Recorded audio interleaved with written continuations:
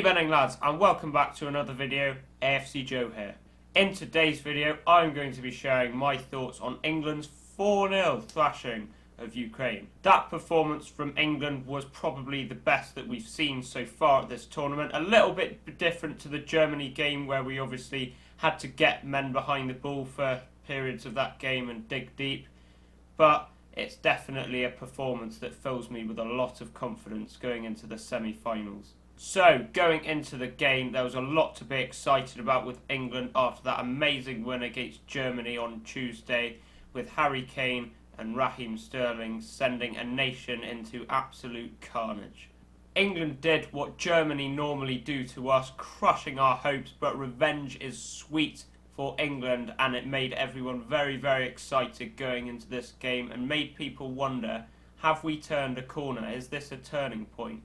And for Ukraine, they managed to beat Sweden 2-1 after extra time in a game that Sweden were expected to win, and they did very, very well to get to the quarter-finals, which is, I think, the joint furthest where they've got to in a major tournament, with them last getting to the quarter-finals of a tournament in 2006, where they got knocked out by Italy, I think. So Ukraine obviously set up a quarter-final tie against England in Rome, and it was always going to be interesting to see how England would cope with the game not being at Wembley like it was in the previous 4 games. Gareth Southgate obviously changed his tactics from the Germany game, with him ditching the back 3, which actually worked pretty well against Germany, and he changed to a back 4, which was the formation that he had used throughout the group games, with Kieran Trippier and Bukayo Saka coming out, and Mason Mount and Jadon Sancho coming in. So, in the early exchanges, England had quite a lot of the ball, and our early dominance led to a goal, with Raheem Sterling cutting inside,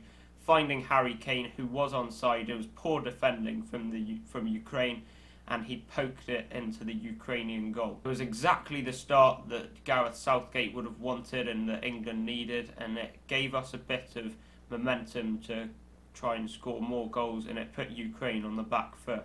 But for the rest of the first half, there was a bit of sloppiness in England's game, with England not really controlling the game like they would have liked to, and Ukraine having a couple of decent chances. But at half-time, England were 1-0 up, but going into the second half, England really needed to up the intensity and try to control the game a little bit more. And going into the second half, up the intensity they well and truly did, with Harry Maguire heading in a free kick very early on in the second half to settle the nerves that would have been there going into half-time for England, and it gave us some breathing space. And for the rest of the second half, England breezed past Ukraine with ease, with Harry Kane getting another goal, which is going to boost his confidence a lot after not scoring in the groups. And Jordan Henderson also got on the score sheet, scoring his first ever international goal for England. So, into the semi-finals we go, the stumbling block of the last World Cup,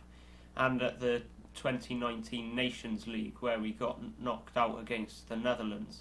Denmark are the opponent at Wembley on Wednesday, and they'll be confident, they'll be well up for it.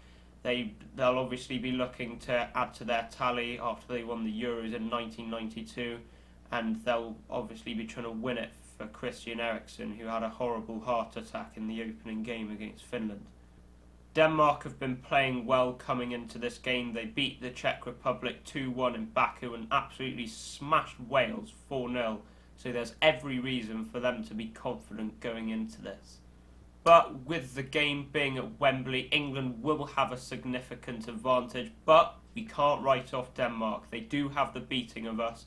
They did beat England at Wembley last year in the Nations League, so it is definitely going to be a tough game, as all semi-finals are. But anyway, guys, I hope you have enjoyed this video. Make sure to smash a like down below. Obviously, subscribe if you're new, and follow my Twitter. Link to that will be in the description. And also leave your score predictions for the England versus Denmark game on Wednesday. Probably one of the biggest games of this century for in English football. Obviously, we got knocked out last time against Croatia in the World Cup of 2018. We need to go 2 steps further this time and bring football home. So let's hope that this time next Sunday, in 1 week's time, Gareth Southgate's men will be preparing for a European Championships final. So, have a good one, lads. Goodbye from me. Up the England.